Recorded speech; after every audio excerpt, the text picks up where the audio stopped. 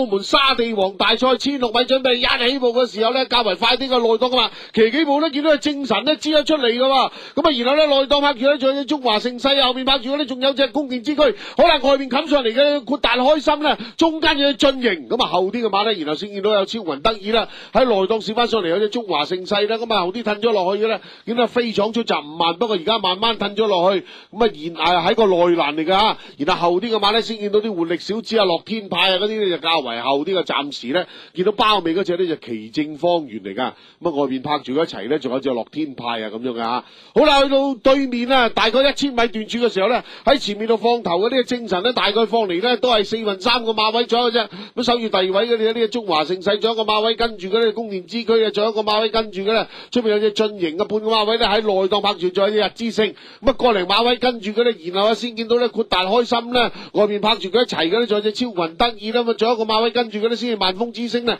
就喺呢個外檔嚟嘅，咁啊然後咧半個馬位咧內檔慢慢褪落去，有飛闖啊，後面再冚上嚟嘅咧，仲有啲奇正方圓啦嗰啲咧，仲暫時仲喺尾啦，就係呢個樂天派嚟㗎。好啦，轉緊呢個爆炸灣嘅時候咧，喺前面度放頭嘅，見到呢個中華盛世咧喺外檔咧稍為佔先咗，駿盈而家嗱嗱聲上啦，進佔上嚟咧，外檔嘅第二位咧抽咗出去咧，日之星大外檔上嚟咧，仲有隻豁達開心喺內檔衝上嚟咧，仲有隻宮殿之區咁樣啊，入正直路嘅時候中間支咗出嚟嘅咧，日之星啊越衝越勁啊，咁啊裏面拍住佢咧，仲有隻宮殿之區啊駿盈咁樣，哇宮殿之區居然頂得相當好啊，直中我終點日之星係第一，第二名咧係宮殿之區，駿盈。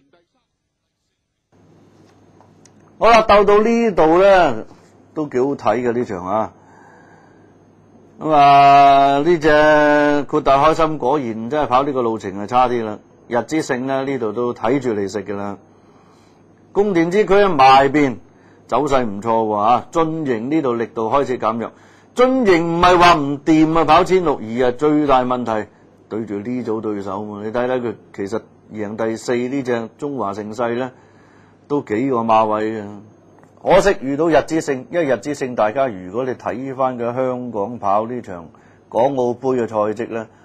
翻嚟嘅名次雖然話第9嘅啫，但係只係輸3個零馬位咧。豁達開心入嚟直路咧，鬥落去冇噶啦，而家右手邊數落去第2匹呢隻咧就係萬豐之星，走落去冇嘅嚇。